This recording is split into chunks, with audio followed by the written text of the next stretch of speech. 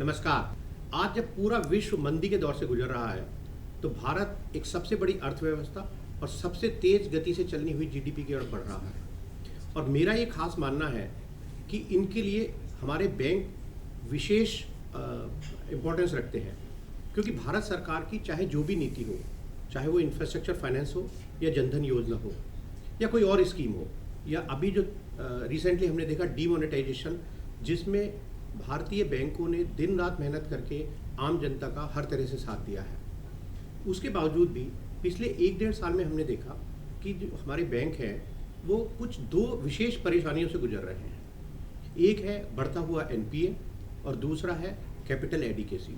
तो आज हम ये समझने की कोशिश करेंगे कि बैंकों के सामने, भारतीय अर्थव्यवस्था के सामने क्या चैलेंज है और हमारे बैंक उन चैलेंजेस से निपटने के लिए कितने तैयार हैं।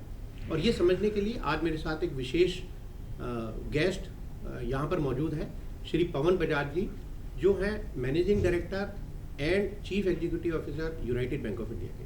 पवन जी, स्वागत है आपका। सर, मैं अगर आपका करियर देखूं तो आप एफजीएम लेवल तक बैंक ऑफ इंडिया में रहे, जो भारत का लार्ज बैंक है।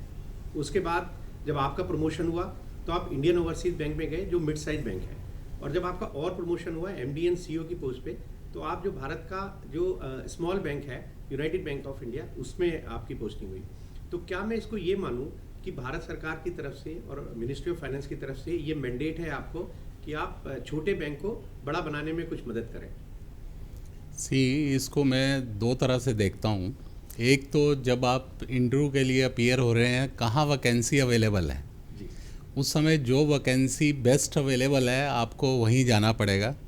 तो उसके लिए मतलब मैं ये नहीं कह सकता कि यस मैं इस बैंक में नहीं जाऊंगा।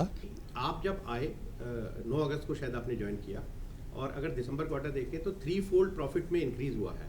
तो डेवलपमेंट तो जरूर हुए हैं यूनाइटेड बैंक ऑफ इंडिया में, लेकिन जो चैलेंजेस हैं सर एनपीए के, उनके लिए क्या स्ट्रेटजी है? उसमें मीन्स हमने मेन फोकस किया है कि स्पेशल रिकवरी स्ट्रीम हमने बनाई, और इवन जो हमारे 36 रीजनल ऑफिसेज हैं उनके सीआरएम्स को बताया गया है कि ये फोकस एरिया है। सब स्टाफ को हर एक मीटिंग में हम बताते हैं कि जब तक एनपीए रिकवरीज और उस पर अटेंशन नहीं देंगे तो बैंक आगे नहीं बढ़ सकता है, क्योंकि जितना मीन्स एनपीए लेवल है तो उसमें कोशिश करने की ज़्यादा ज़रूरत है। बट जहाँ भी कंसोर्शियम एडवांसेस हैं तो उसमें बैंक का शेयर बहुत कम है।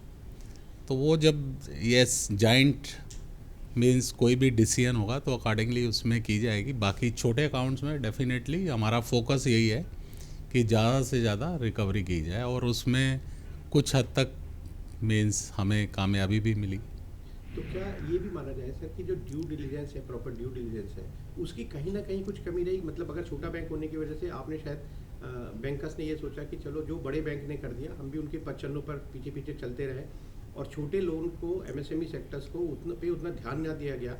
तो ड्यू डिलीजेंस एक रीज़न हो सकता है इंक्रीज एनपीए के लिए? मैं उसको पूरी तरह से नहीं मानता हूँ, क्योंकि जितनी एनपीए पिछले मीन्स 2012 के बाद बैंकिंग सिस्टम में बढ़ी है, उसका रीज़न इकोनॉमिक कंडीशन भी रही है। मीन्स अभी ऐसा नहीं है कि जो इंडिया में हो रहा है तो उसी पे ही इम्पेक्ट आएगा। ग्लोबली कुछ भी हो रहा है तो उस पर इम्पेक्ट इंडिया में भी आएगा, और उसको आपको देखना है कि अगर ये ग्लोबल इंसिडेंट कुछ होता है तो उसका इंडिया में कितना प्रभाव आएगा। बाकी आप कहें due diligence, when all big banks are involve in that, तो मेरा ये मानना है कि प्रॉपर ड्यू डिलीजेंस देने के टाइम की गई थी।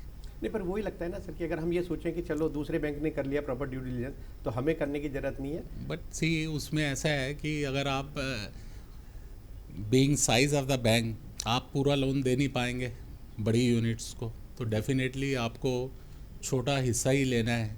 तो छोटा हिस्सा लेंगे तो बाकी लोन बड़े बैंक ही देंगे।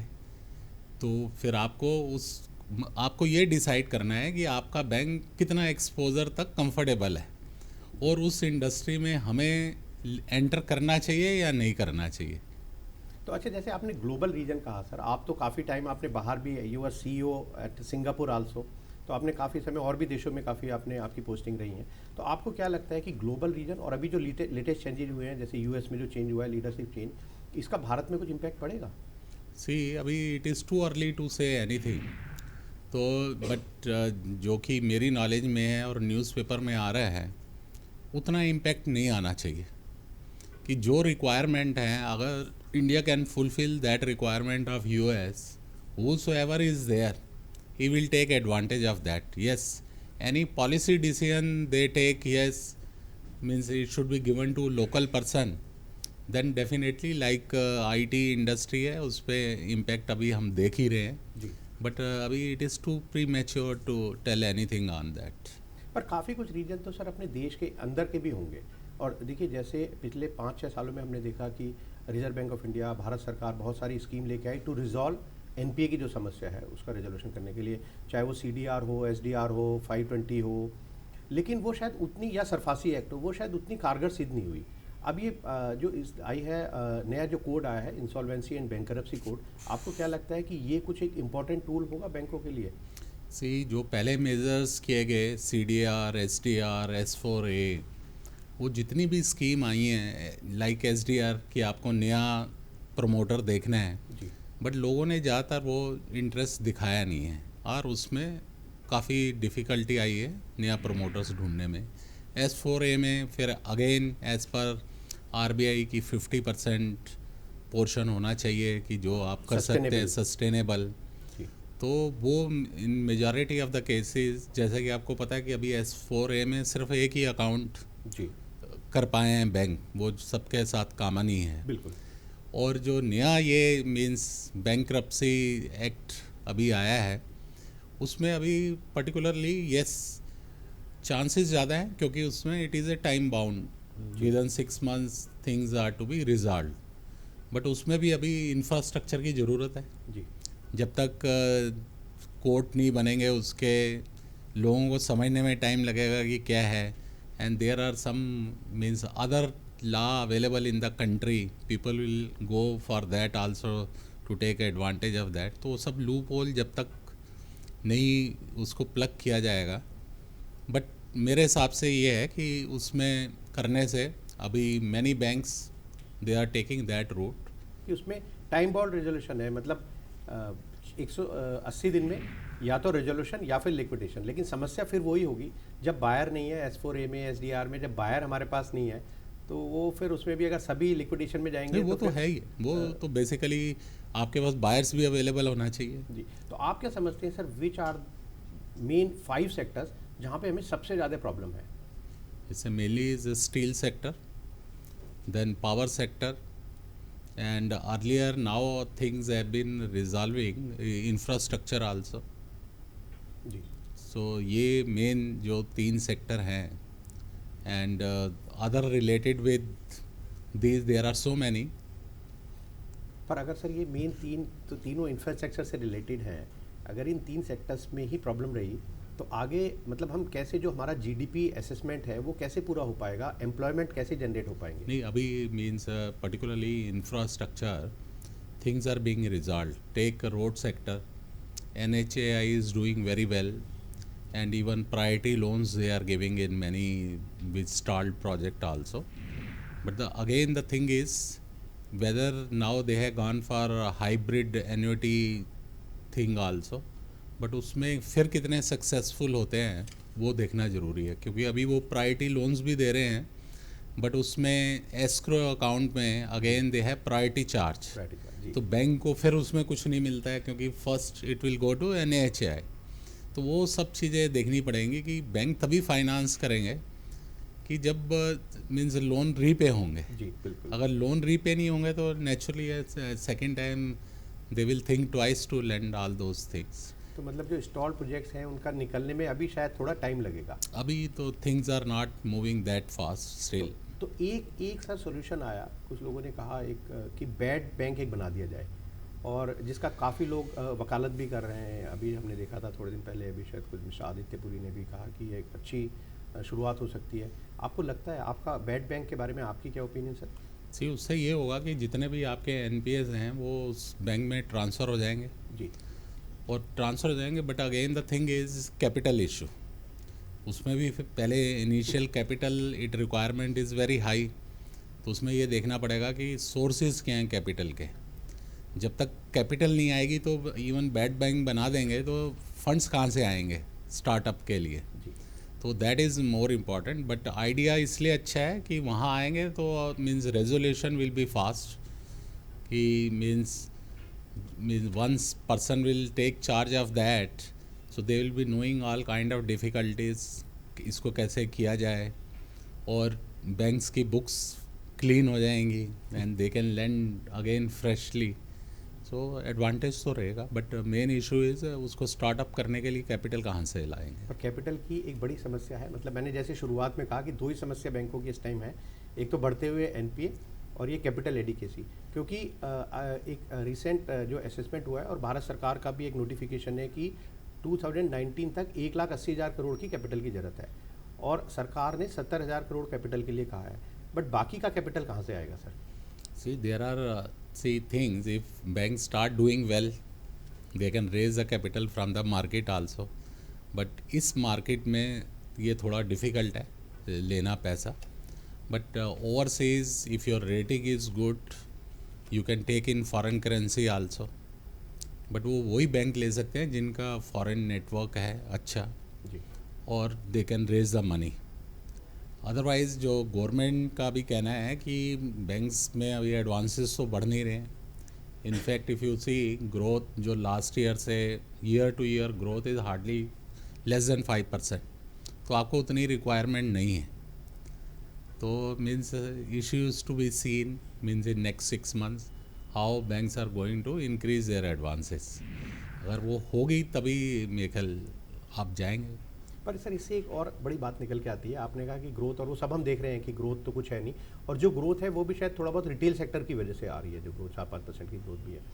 ग्रोथ बैंकों में है नहीं, पैसा बैंकों के लॉकर में भरा पड़ा है, तो ये डिमोनेटाइजेशन की वजह से, तो फिर उस पैसे का क्या होगा? नहीं, वो पैसा जो डिमोनेटाइजेशन से आया है mainly it has come in CASA, savings bank and current deposit. जी। और वो पैसा basically cost of the bank is hardly, if you combine both the things it is 3.75। Some must have gone in term deposit, but will take 90% it has come in CASA only. उसकी cost काफ़ी कम है। तो बीच में RBI ने cash management scheme जो कि parliament act से लिमिट बढ़ाई गई थी, जी। तो वहाँ डिप्लाई कर रहे हैं, और मनी मार्केट ऑपरेशन, तो उसमें कोई बैंक लूज़ नहीं कर रहा बट गेन भी नहीं कर रहा, मतलब जिस हिसाब से सोच रहे हैं हम। एक्चुअली जो भी एक्सेस पैसा है वो सिस्टम में जाना चाहिए, particularly for the manufacturing and other trading activities, वो अभी नहीं हो रहा है। हाँ, पर ये बैंकिंग नहीं हुई ना सर कि पैसा लेके और उसको गवर्नमेंट सिक्योरिटीज़ में लगा दें, तो जो भारत सरकार का जो मिशन है मेक इन इंडिया, वो कैसे पूरा होगा? तो इसके लिए सर कोई स्ट्रेटजी? नहीं, हम कर रहे हैं कोशिश जो भी, बट रिक्वायरमेंट आनी चाहिए। रिक्वायरमेंट अभी कोई भी बड़े टिकट एडवांसेस में एक्सपेंशन के लिए कोई जा नहीं रहा है, और मेन कोर इंडस्ट्री स्टिल इस स्टेलमेट इज़ देयर। तो जब तक उधर डिमांड नहीं आएगी तो उससे ही रिलेटेड एमएसएमई और अदर इंडस्ट्रीज़ हैं। अगर मेन इंडस्ट्री अच्छा करेगी तो एमएसएमई की requirement and other requirement will be on the higher side. सिर्फ रिटेल पे बैंक्स डिपेंड करेंगे तो वो एक्चुअली सब bank they are not master in retail lending. बिल्कुल। तो वो अगर जितना आप करते हैं, मेरे हिसाब से actual accretion in credit is only 1/3, क्योंकि उसकी पिछले जितने लोन दे रखे हैं रीपेमेंट आ जाती है। इवन आप 10,000 करेंगे तो आप देखेंगे कि रिटेल क्रेडिट सिर्फ 3,000 से ही बढ़ता है, तो वो इतना आपको पुश नहीं दे सकता है। और रिटेल सेक्टर कोई उतना ज़्यादा प्रोडक्टिव इन्वेस्टमेंट भी नहीं है सर, अगर नहीं, देखा ऐसा नहीं आप कह सकते। अब आप केस ले लीजिए, प्राइवेट जो 1-2 बैंक हैं, they are thriving only on this retail credit. उनका तो है, ठीक है सर, बैंकर्स के लिए तो ठीक है, बट इकोनॉमी के लिए जब तक इंफ्रास्ट्रक्चर में फाइनेंस वो तो नहीं मेन होगा, है, जब तक manufacturing आपकी के लिए, इंडस्ट्रियल ग्रोथ नहीं होगी उससे ही बाकी सब चीज़ें लिंक है।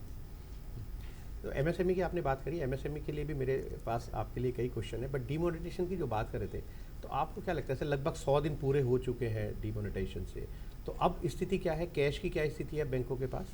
अब तो कुछ ऐसा everything is I think close to normal.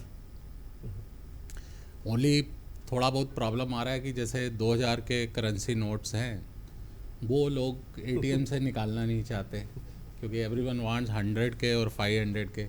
तो वो थोड़ा सा इशू रहता है कि लोग बोलते हैं कि पैसा अवेलेबल नहीं, पैसा अवेलेबल है बट वो हायर डिनोमिनेशन में है। अगर आप फंडिंग करेंगे, जैसे आपसे मैंने पूछा कि भाई क्या 3-4 सेक्टर्स हैं जो स्ट्रेस में है, स्टील है, पावर है या इंफ्रास्ट्रक्चर है, ऐसे क्या 4-5 सेक्टर्स आप देखते हैं जहाँ पे आप समझते हैं कि रिटेल के अलावा आप थोड़ा अच्छा फंड कर सकते हैं? मतलब कौन लोग आपके पास ज़्यादा आ सकते हैं कि चलो ये सेक्टर, मेरा सेक्टर अच्छा है, तो कौन से ऐसे सेक्टर हैं जिनको आप थोड़ा इनकरेज कर रहे हैं फॉर फाइनेंसिंग?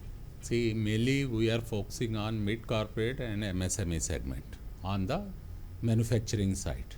अच्छा, एक समस्या सर क्या है लार्ज सेक्टर्स में या मिड सेक्टर में भी लोगों की समस्या क्या है कि जब कोई अकाउंट में थोड़ा स्ट्रेस होता है तो जो रेटिंग एजेंसी है वो उसकी रेटिंग डाउन कर देती है। तो उसके वजह से क्या होता है सर, जो बैंक्स हैं वो उसका रेट ऑफ इंटरेस्ट बढ़ा देते हैं because of the low credit rating, external credit rating. अब उनका कहना ये है, उनकी एक ऐसी जनरल कंप्लेंट है कि जब हम स्ट्रेस में हैं, हम जो रेट ऑफ इंटरेस्ट है, नॉर्मल रेट ऑफ इंटरेस्ट की हम पे नहीं कर पा रहे हैं, तो स्ट्रेस में होने की वजह से रेटिंग एजेंसीज ने हमारी रेटिंग डाउनग्रेड कर दी और बैंक्स ने हमारा इंटरेस्ट बढ़ा दिया। तो इसका क्या सोल्यूशन है सर? वो मेरे हिसाब से तो गलत है। अगर अकाउंट अच्छा नहीं कर रहा है और उसकी रेटिंग डाउन हुई और आप इंटरेस्ट बढ़ा देंगे, it means banks are creating more stress in that account. तो उसमें आपको ये देखना है कि वेदर वट एवर स्ट्रेस जो आई है अकाउंट में, इट्स ए जेन्युइन वन, और क्या कंडीशन रही हैं जिसकी वजह से स्ट्रेस आई है। अगर बैंक उसको एड्रेस कर सकता है और उस अकाउंट की वट एवर यू से रीस्ट्रक्चरिंग टाइमली कर देते हैं और कुछ एडिशनल चाहिए वो भी दे देते हैं, तो तभी हो सकता है। अदरवाइज़ तो अगर आप इंटरेस्ट बढ़ा देंगे और अकाउंट अच्छा नहीं कर रहा तो वो तो means basically you are killing the account much before when its natural death is there. नहीं, इससे मुझे एक क्वेश्चन और मुझे समझ आ रहा है सर, अकाउंटेबिलिटी का। आजकल शायद फियर फैक्टर भी काफ़ी हो गया बैंकिंग सेक्टर में, पीछे जो कुछ 2-4 इंस्टेंसेस हुए, तो और उनका डरना शायद कभी कभी वाजिब भी है। तो आप कैसे इनकरेज कर रहे हैं सर अपने टीम को, स्टाफ मेंबर्स को कि इस अकाउंटेबिलिटी के फियर से बाहर निकल के वो एक बोल्ड डिसीजन ले सकें, रीस्ट्रक्चरिंग अगर किसी को ज़रूरत है तो उसकी रीस्ट्रक्चरिंग कर सकें, अगर किसी को नया लोन हो तो नया लोन दे सकें? सी अकाउंटेबिलिटी, फियर, साइकोसिस, अगर आप जो भी चीज़ कर रहे हैं विद इन नॉर्म्स कर रहे हैं तो मुझे नहीं लगता कि आपके ऊपर कुछ आएगा। बट अगर कोई चीज़ हड़बड़ी में या अंडर प्रेशर आपने कर दी है जो कि आपकी गाइडलाइंस में नहीं है, प्रॉब्लम वहीं आएगी। बट अगर आप विद इन द गाइडलाइंस करते हैं जो कि ज़रूरी है कि आप बैंक में हैं, you are dealing with public money, तो मेरे हिसाब से कुछ होगा कोई नहीं। डरने की ज़रूरत नहीं है। अच्छा सर, एक ना अगर एमएसएमई की बात करें या स्टार्टअप की बात करें, उनकी रेटिंग के ऊपर हम बात करें तो रेटिंग के ऊपर इनकी एक समस्या और है। जब आदमी कोई बिजनेस स्टार्ट करता है और उसको अगर 5 करोड़ से ऊपर की रिक्वायरमेंट है, मतलब एक आध साल में, तो रेटिंग एजेंसीज के पास हो जाता है। जब वो बैंक के पास जाता है लोन लेने के लिए, बैंक कहते हैं कि जाओ पहले उसके सिग्नेचर लेके आओ, नो, अमिताभ बच्चन का डायलॉग। तो बैंक कहता है कि जाओ पहले रेटिंग एजेंसी से रेटिंग करा के आओ। रेटिंग एजेंसी कहती है कि नहीं, जाओ पहले तुम एक स्केल क्रिएट करो तब हम रेटिंग करेंगे तुम्हारी। इसका सोल्यूशन मतलब कुछ समझ नहीं आता कि वो पहले स्केल पे जाए, पहले रेटिंग ले, या पहले बैंक के पास लोन के लिए जाए। See, up to 5 crore it is not mandatory. Earlier तो it was 50 crore. It's not mandatory कि आपको रेटिंग एजेंसी के पास लेना है, क्योंकि बैंक्स के पास अपने भी रेटिंग मॉडल हैं जी। जिससे कि आप असेस किया जा सकता है। अच्छा, डिमोनेटाइजेशन तो सर अब करीब करीब खत्म हो गया, अब शुरू हो गया डिजिटल इंडिया। तो ये डिजिटल इंडिया को प्रमोट करने के लिए बैंक की कोई खास स्कीम? हम कर रहे हैं बेसिकली। अभी हमने बड़े workers account, because we are operating mainly eastern side and our large presence is there in West Bengal and this Assam and Northeast state. More than I think almost 3 lakhs workers account we have opened. Earlier wo cash payment used to be there. Now they are doing through the means banking channel. और हमने 10,000 POS machines ले रहे हैं। मतलब 10,000 इसलिए क्योंकि हमारे पास पहले इस फील्ड में नहीं थे, बट हमने देखा कि अभी रिक्वायरमेंट है। Many small traders they are asking for that.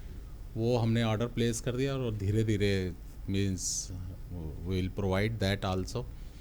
और रहा बाकी ये जो नेशनल पेमेंट कॉरपोरेशन एनपीसी के, RuPay card, this Aadhaar based for this for financial inclusion वो भी कर रहे हैं। तो उसके लिए बड़ा इजी हो जाएगा आपको, जबकि हमारी अपनी ऐप है UBI for e statement, transfer of funds, and I think I have used for 3-4 bank, but the most easiest app is of United bank of India. It's a single authentication system, तो ऐसा नहीं कि 2 बार pin देना है आपको, पर पूरी तरह से सिक्योर्ड है एक बार पिन देने के बाद। यस यस, क्योंकि एक सबसे बड़ा डर सर आजकल ये सिक्योरिटी का भी बहुत डर है, जिसकी वजह से शायद नहीं वो बेसिकली उसके लिए भी मीन्स अभी we are doing special test also at HO level, और जहाँ भी लगता है कि फर्दर सिक्योरिटी की रिक्वायरमेंट है वी आर डूइंग दैट। और मैं समझता हूँ सर अल्टीमेटली टेक्नोलॉजी का यूज़ करना पड़ेगा बैंकर्स को, क्योंकि जितने भी ये वॉलेट हैं वो शायद बहुत लंबे टाइम तक चलने वाले हाँ, हैं। उसमें काफ़ी अभी न्यूज़पेपर में भी आ रहा है by 2020 if you see means whatever is coming in the e magazines and other thing,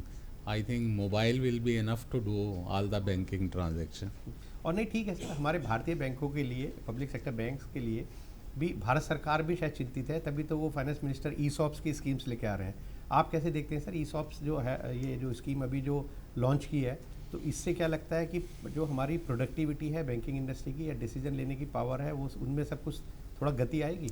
मैं उसको रिलेट नहीं करता कि पेमेंट सिस्टम से आपको रेमुनरेशन कितना मिलेगा, इससे मैटर ऑफ सेटिस्फेक्शन, आपको कहाँ ज़्यादा सेटिस्फेक्शन मिलती है।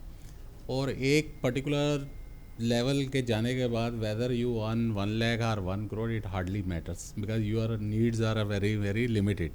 Yes, in the beginning it will be an encouragement to the bankers also, yes we are also paid and whatever they are doing definitely, but उस एंगल से मैं सहमत नहीं हूँ कि लोग अभी भी हम उतना ही काम कर रहे हैं, मीन्स ऐसा नहीं है कि कम कर रहे हैं। नहीं, पर सर कई बार बातें ये होती हैं जब हम प्राइवेट सेक्टर और पब्लिक सेक्टर बैंक को कंपेयर करते हैं, it's a matter of comfort. तो एक आपको कंफर्ट कहाँ ज़्यादा है वो means I cannot relate private sector with public sector.